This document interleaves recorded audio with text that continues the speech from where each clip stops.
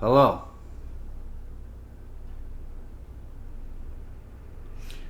Alright. Sideways 8 again. Recently, Mike Pence was speaking at an event, and someone in the audience says, if Hillary wins, should we start a revolution? Of course, Mike Pence said no. I am neutral on the subject, but I have noticed that on the internet, on the various places I visit and lurk on, this man who was calling for revolution is not alone. There's a lot of people asking for a revolution. There are a lot of people angry and frustrated with the current political system in America.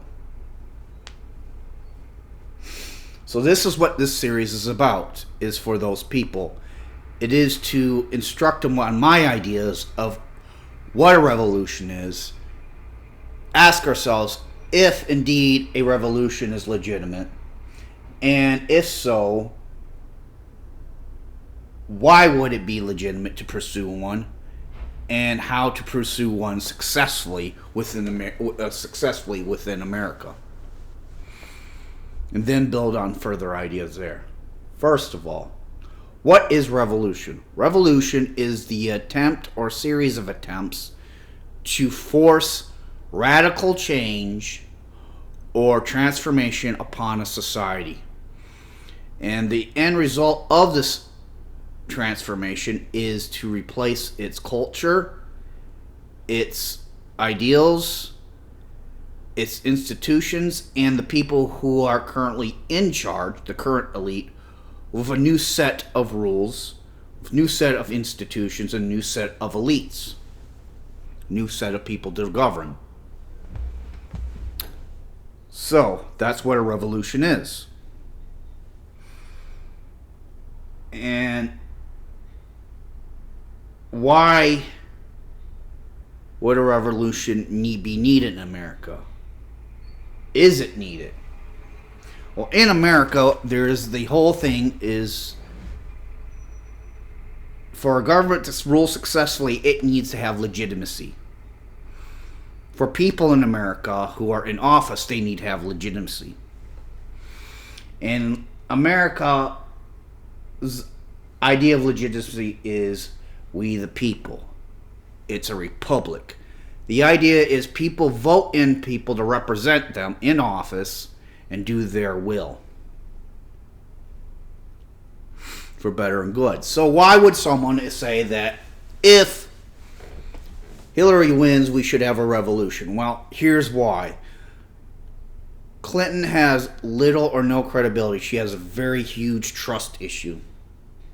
That doesn't help her. The second thing is a lot of people already know who she truly represents. She represents her rich benefactors on Wall Street and not the people. Now, one thing that both sides want is corporate power out of government. And Hillary Clinton is certainly not doing that. Neither is Trump. But he's still bringing up this issue. And that's what making people happy.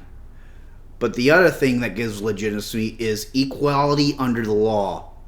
And Hillary definitely doesn't give that perception. She gives the perception that she does not consider herself equal underneath the law. That angers a lot of people, and that makes her lose legitimacy according to the ideas that America was founded on. So, according to that train of thought, yes, a revolution might be needed. So, now that we ask ourselves what a revolution is, and is one needed, why would be one needed? Once again, it's a corruption issue. People on both sides want corporate power out of politics. And that's not happening. Once again, we the people is not being served.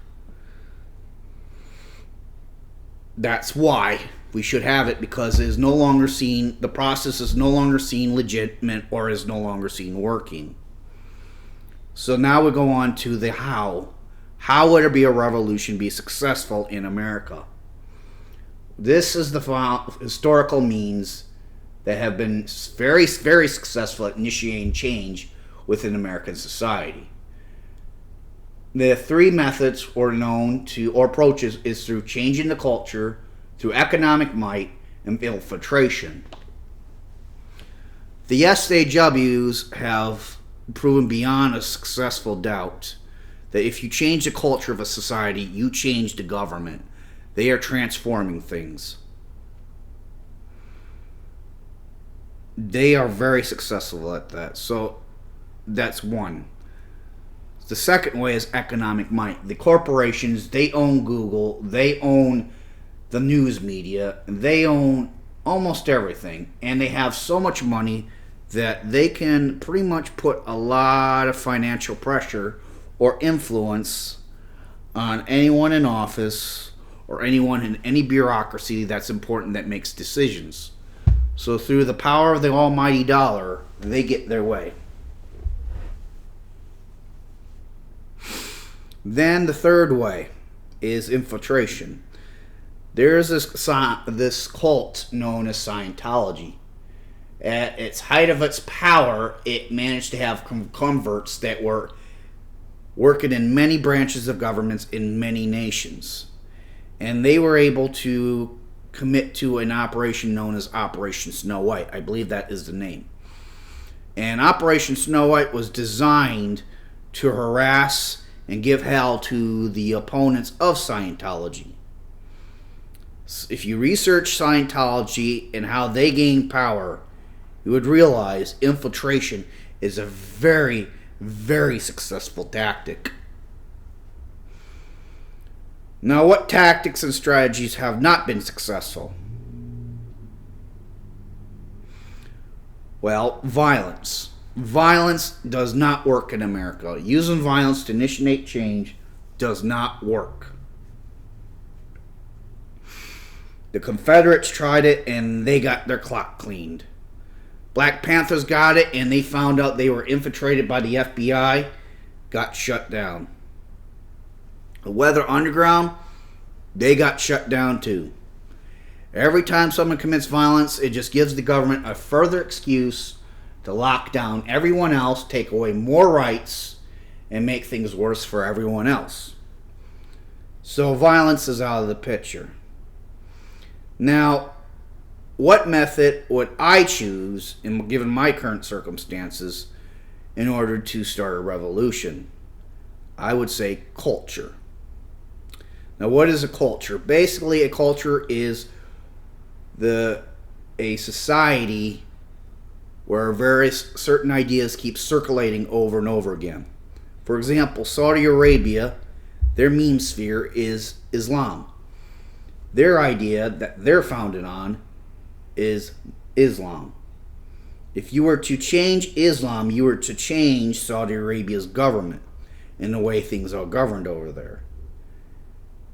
So if you change the ideas or the memes within a group of people or a certain society, you change the society. Now, in America, the problem is it's not a mono meme society. It's a multiple meme society. There's many narratives that are used to prop up the government, to prop up the current system. It's a multiple narrative system. That makes tackling a lot more difficult than, say, a mono narrative system like Saudi Arabia.